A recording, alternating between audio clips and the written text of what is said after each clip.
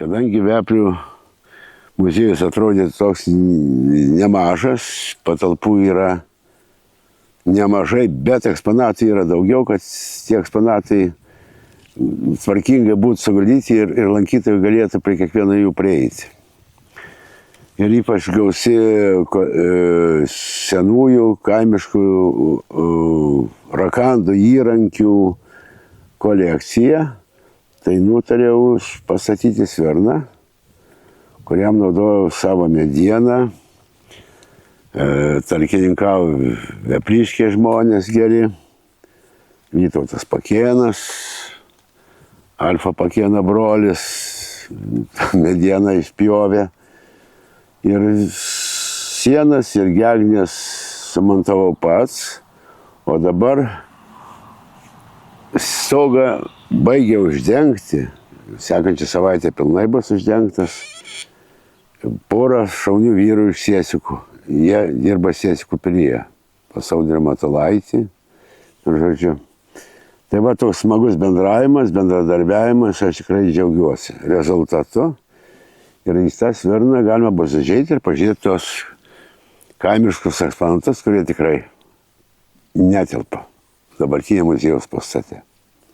Tai dirbtuvę turiu kaip ir namus nuo 84 metų, tai jo teko man lipdyti skulptūros, kurios buvo, sakysim, vėliau perkeltas į kitas medžiagas, tapo varinėmis iš vario, taip toliau, tai čia Lietuvoje yra.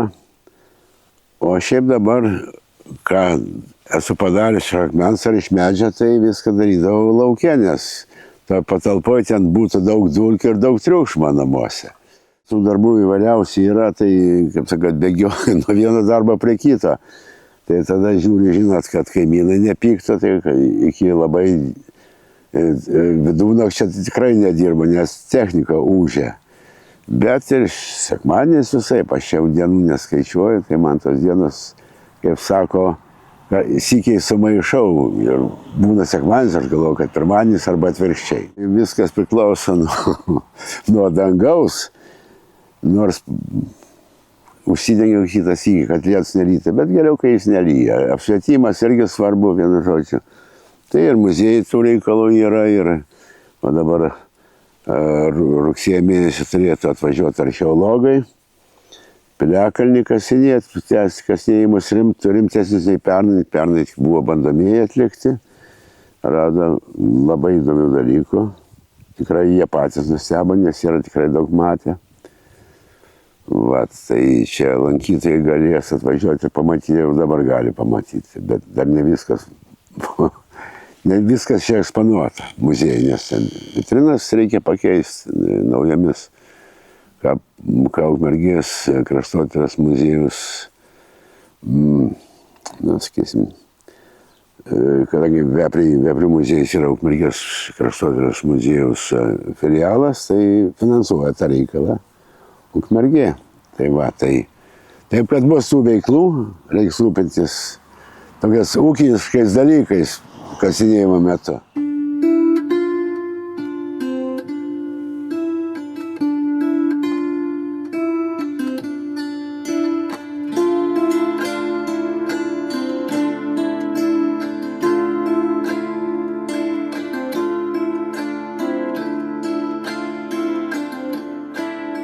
Tai jeigu su akmeniu dirbi, tai reikia ir pjausti su diskais, ir dirbi su kaltais. Jeigu reikia virinti metalą, tai suvirinimo aparatai ir pjaustymai. Na, vienu žodžiu, o su medžiu irgi tas pas.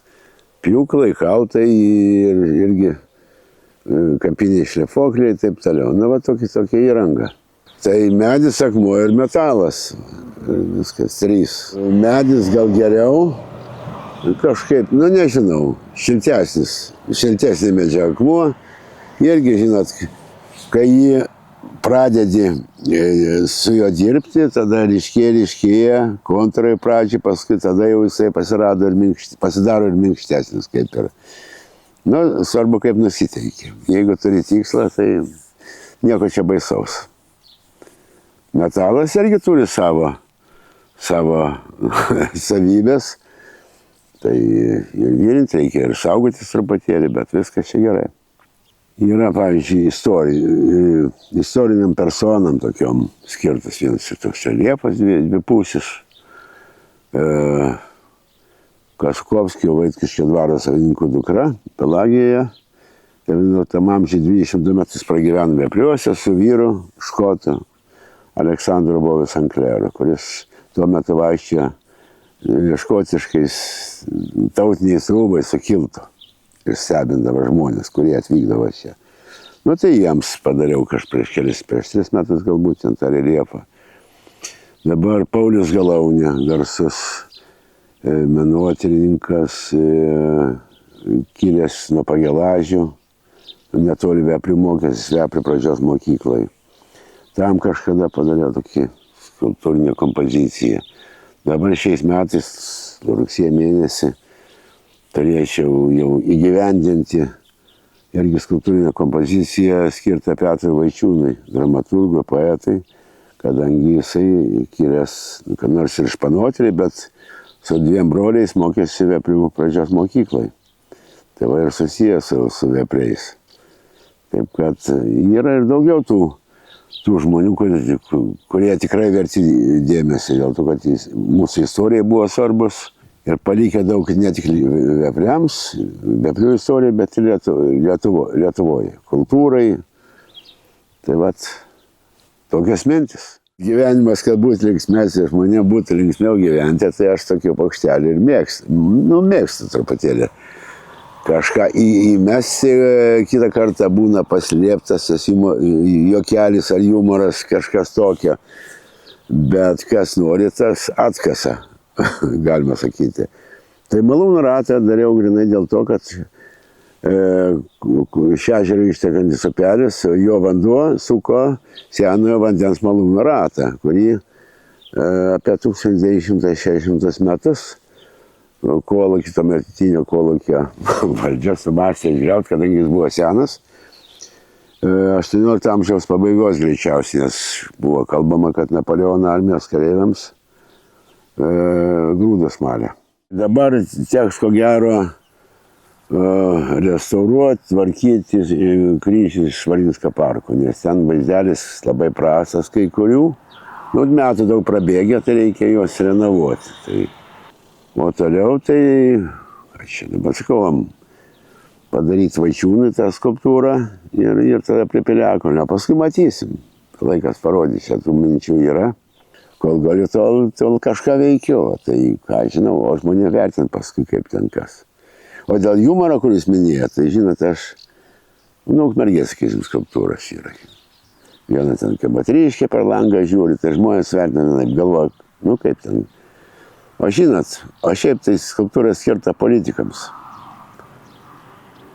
kurie prižada, paskui neįvykdo. O ten žada, žinot, kur kultūros centras, tai jie prieš rinkimus dažniausiai, o paskui, kaip eina jau iš ten, tada po kiek laiko, ta moteriškė per langą, ką tu prisimelavai ir tą vazonėlį nori mesti į.